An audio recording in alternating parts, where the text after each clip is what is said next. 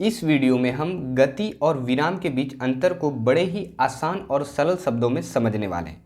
तो गति और विराम, शायद आप लोग इन दोनों शब्दों से पहले ही परिचित होंगे और इसे समझाने के लिए मैं आप लोगों को एक एग्जाम्पल से बातें जो है वो शुरू करता हूँ। तो जैसे कि यहाँ आप देख सकते हैं, ये फोटो पे आप लोगों को ध्यान देना है और यहाँ मैं आप लोगों से एक सवाल करता हूँ और ये सवाल ये है कि मैं आप लोगों से यदि पूछूं कि ये जो आप बच्चा देख रहे हैं, ये बच्चा आपको बड़ा या छोटा, ये कैसा आप लोगों को लग रहा है।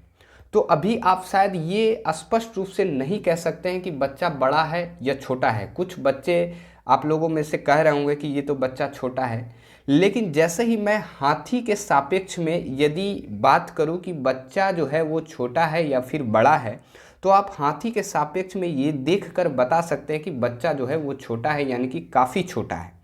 उसी तरह जैसे मैं आप लोगों को किसी भी वस्तु की स्थिति पूछूं कि वो वस्तु विराम में है या फिर गति में है, तो ऐसे आप शायद कभी सही भी बता सकते हैं और कभी आपकी बातें जो है वो गलत भी हो सकती है। तो सही और स्पष्ट रूप से हम कैसे बता सकते हैं कि कोई वस्तु गति में है या फिर विराम में है, तो उसके लिए हम लोग क्या करते हैं, हम लोग क्या वैज्ञानिकों के द्वारा ये किया गया है कि समय को जो है वो एक बेस बनाया गया है, यानी कि समय के सापेक्ष में ये देखा जाता है कि कोई वस्तु गति में है या फिर विराम में है, और तब जाकर के हम लोग स्पष्ट रूप से ये कह सकते हैं कि हाँ, ये वस्तु जो है ये गति में है और ये वस्तु जो है वो विराम में है। यानी कि समय के सापेक्ष वस्तु की स्थिति में जो परिवर्तन होता है, जो बदलाव होता है, उस आधार पे हम किसी वस्तु को गति या विराम में कह सकते हैं। जैसे कि सबसे पहले गति की बात करें तो यहाँ यदि किसी वस्तु में समय के साथ किसी भी प्रकार का परिवर्तन होता है,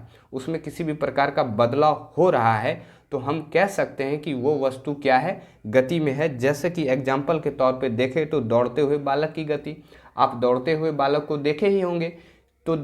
तो उसमें आप देखते होंगे कि उस समय के साथ जो है उसकी स्थिति में जो है वो परिवर्तन हो रहा है, यानी कि बदलाव हो रहा है। तो इसलिए हम लोग कह सकते हैं कि दौड़ता हुआ बालक जो है वो गति में है। और उसी तरह हम लोग विराम की यदि बात करें तो यदि कोई वस्तु समय के साथ अपनी स्थिति में परिवर्तन नहीं करता है, यदि उसमें समय के साथ किसी भी प्रकार का बदलाव नहीं होता है, तो हम कह सकते हैं कि वो वस्तु जो है वो विराम में होगा, यानी रेस्ट में होगा। एग्जाम्पल के तौर पे देखें तो टेबल पर रखी जो किताब होती है वो आपका विराम में होता है। ऐसा इसलिए क्योंकि समय के साथ उसमें किसी भी प्रकार का परिवर्तन यानी बदलाव नहीं होता है, तो इसलिए हम लोग कह सकते हैं कि टेबल पर जो रखी किताब है वो आपका विराम में है। तो ऐसे ही आप लोग आँख और कान मूंदकर गति और विराम जो है किसी वस्तु को नहीं बता सकते। आपको समय को बेस बनाना पड़ेगा और समय के आधार पे, समय के सापेक्ष में आप लोग स्पष्ट रूप से ये कह सकते हैं कि कोई वस्तु गति में है या फिर विराम में है। जैसे कि एग्जाम्पल के तौर पे मैंने आप लोगों को सिर्फ बच्चे के बारे में पूछा,